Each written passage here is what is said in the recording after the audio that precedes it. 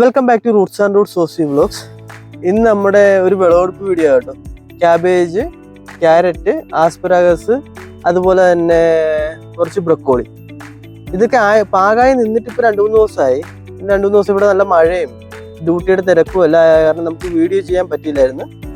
ഇന്ന് ഏതായാലും ഓഫാണ്. അത് കാരണം ഞങ്ങൾ ഓർത്തുണ്ടെങ്കിൽ ഇതിൻ്റെ എല്ലാം വിളവെടുപ്പ് വീഡിയോ എടുത്തേക്കാന്ന് ഓർത്തു. അപ്പോൾ നമ്മുടെ വീഡിയോയിലേക്ക് പോകാം കേട്ടോ.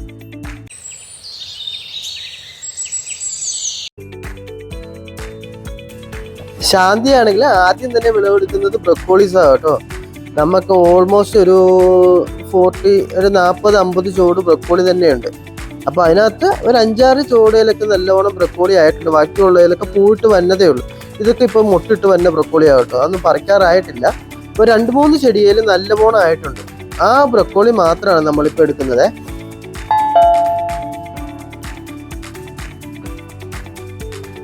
ഈ ബ്രക്കോളി, ക്യാബേജ്, അതുപോലെ തന്നെ ആസ്പരാഗസ് ഇങ്ങനെയുള്ള വെജിറ്റബിളൊക്കെ നമുക്ക് മെയിൻറ്റെയിൻ ചെയ്തുകൊണ്ട് പോകാൻ ഭയങ്കര പാടാണ് കേട്ടോ. കാരണം പുഴുശല്യം ഭയങ്കരമായിരിക്കും. നമ്മൾ പോരാഞ്ഞിട്ട് നമ്മൾ ഇത്രയും ക്വാണ്ടിറ്റി വെക്കുമ്പോൾ നല്ല രീതിയിൽ പുഴുശല്യം വരികയും ചെയ്യും. മെയിനായിട്ട് ഒരു ഈച്ച ഇതിനുള്ള കാരണം കേട്ടോ. നമ്മൾ നനയ്ക്കുമ്പോഴൊക്കെ കാണാൻ പറ്റില്ല ഈച്ച പറന്നു പോകുന്നത്. അപ്പോൾ നമ്മൾ കീടനാശിനി ഉപയോഗിക്കുമ്പോഴത്തേക്ക് മെയിനായിട്ടും ജൈവ കീടനാശിനി തന്നെയാണ് ഞാൻ ഉപയോഗിച്ചിരിക്കുന്നത്. നമുക്ക് ഇവിടുത്തെ കടകളിലൊക്കെ സുലഭമായിട്ട് കിട്ടും ജൈവ കീടനാശിനികൾ കേട്ടോ. പിന്നെ ഇപ്പോൾ ശാന്തി എടുക്കുന്നത് പിന്നെ ക്യാബേജാണ്. നമുക്ക് ഈ ബ്രക്കോളിയുടെയും ആസ്പരാഗസിൻ്റെയും ഒക്കെ കാര്യം പറഞ്ഞ പോലെ തന്നെ നമുക്ക് ക്യാബേജും ഉണ്ട്. ഒരു ഓൾമോസ്റ്റ് ഒരു 10-40 ചൂട് ക്യാബേജും നമുക്കുണ്ട്. ഇപ്പം മഴയൊക്കെ പെയ്ത് ഇത് കാരണം ഇതിനകത്തൊക്കെ ഈ ക്യാബേജിൻ്റെ ഇലക്കകത്തൊക്കെ ഇങ്ങനെ വെള്ളം കെട്ടി നിൽപ്പുണ്ട് കേട്ടോ ചെറുതായിട്ട്. ഞാൻ ഈ ക്യാബേജൊക്കെ പറിക്കുമ്പോഴത്തേക്ക് അതിനകത്തുനിന്ന് വെള്ളം വീഴണ വേണ്ട. എന്ന് വെച്ചാൽ ഇതിന്റെ പോളക്കകത്ത് നമ്മൾ ഇന്നലെയും മിനിങ്ങാന്നൊക്കെ നല്ല മഴയായിരുന്നു എന്ന് പറഞ്ഞില്ല. ആ മഴയത്ത് കിടക്കണ വെള്ളം കേട്ടോ. നമ്മൾ 2-3 ദിവസം വെയിറ്റ് ചെയ്യുവാണെങ്കിൽ ഈ ക്യാബേജൊക്കെ ചെയ്യാൻ തുടങ്ങും. അടിയിൽ നിന്ന് പുഴു കയറാനും ചെയ്യാനൊക്കെ തുടങ്ങും. അതുകൊണ്ട് തന്നെ മൂത്ത് കിടക്കണ ക്യാബേജ് എല്ലാം ഒടിച്ചേക്കുവായിരുന്നേ. ഓൾമോസ്റ്റ് ഒരു 8-9 ക്യാബേജ് നമുക്ക് ഒടിക്കാനുണ്ട് ഏകദേശം. അപ്പം നമുക്ക് ഫ്രണ്ട്സും ഇപ്രാവശ്യം നമ്മൾ പുറത്തൊന്നും കൊടുക്കുന്നില്ല കേട്ടോ ക്യാബേജ്. നമ്മളിപ്പോൾ നമുക്ക് ഫ്രണ്ട്സിനും നമ്മുടെ കൂട്ടത്തിൽ വർക്ക് ചെയ്യണവർക്കും അവർക്കൊക്കെ ഓരോന്നേ കൊടുക്കാൻ മാത്രമേ ഉള്ളൂ ഇപ്പം. ബാക്കിയുള്ള ക്യാബേജൊക്കെ മൂത്ത് വരുമ്പോഴത്തേക്ക് നമ്മൾ നേരത്തെ പറഞ്ഞ പോലെ സൺഡേ മാർക്കറ്റിലോ തേഴ്സ്ഡേ മാർക്കറ്റിലോ അവർക്ക് ആവശ്യമുണ്ടെങ്കിൽ അവർ വന്ന് കളക്ട് ചെയ്യാൻ പറയാം.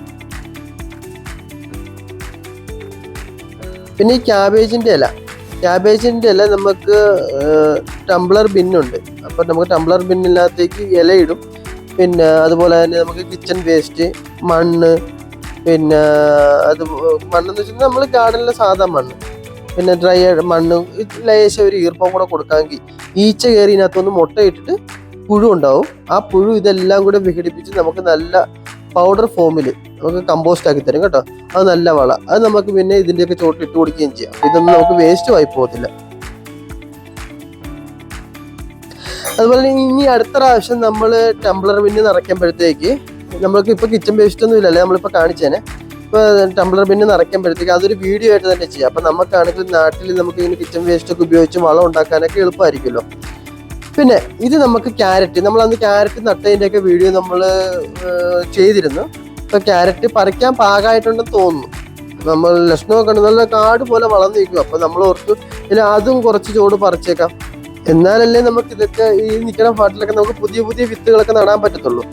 ഓൾറെഡി ശാന്തിയാണെങ്കിൽ വെണ്ടയും പയറും ഇതെല്ലാം റെഡിയാക്കി നിർത്തിയിരിക്കുക. അപ്പം ഓൾറെഡി നമ്മൾ ബീട്രൂട്ടും കാര്യങ്ങളൊക്കെ മൊത്തവും പറിച്ചു. അതെല്ലാം ഞങ്ങൾ ഒരുക്കി നിർത്തിയിരിക്കുക കേട്ടോ. ആ സ്ഥലങ്ങളെല്ലാം നമ്മൾ കിളച്ചിട്ടുണ്ടാവുന്നത് എന്തെങ്കിലും നടാനായിട്ട് പാകമാക്കി നിർത്തിയിരിക്കുക. ഇപ്പം ക്യാരറ്റ് പറിച്ചു തുടങ്ങിയപ്പോഴത്തേക്ക് നമുക്ക് മനസ്സിലായി ഇത് പാകമായിട്ടില്ല. കാരണം ഇനിയും ഇത് വലുതാകാനുണ്ട്. നമുക്ക് അധികം വലിയ ക്യാരറ്റ് അല്ല കിട്ടിയേക്കുന്നത്. നമ്മൾ ഇതിനു മുമ്പ് ഒരു സൈഡിൽ നിന്ന് പറിച്ചപ്പോൾ വലിയ ക്യാരറ്റ് കിട്ടിയിട്ടുണ്ടായിരുന്നു. പക്ഷേ ഈ ക്യാരറ്റ് നോക്കുമ്പോൾ ചെറിയ ക്യാരറ്റാണ്. കാരണം ഞങ്ങൾ പറിക്കൽ നിർത്തി കേട്ടോ. ക്യാരറ്റിൻ്റെ വിളവെടുപ്പ് ഞങ്ങൾ നിർത്തി. ഈ ഉള്ളത് കൊണ്ട് നമുക്ക് കറി വെക്കാൻ നിർത്തും. ബാക്കിയൊന്നും ഇപ്പോൾ എടുക്കുന്നില്ലേ. നമ്മൾ ക്യാബേജൊക്കെ നമ്മുടെ നൈബേഴ്സിനും ഫ്രണ്ട്സിനൊക്കെ കുറേയൊക്കെ കൊടുത്തു വിട്ടു. പിന്നെ മിച്ചമുള്ള ക്യാബേജും ബ്രക്കോളിയും ആവട്ടോ ഈ കാണുന്നത്.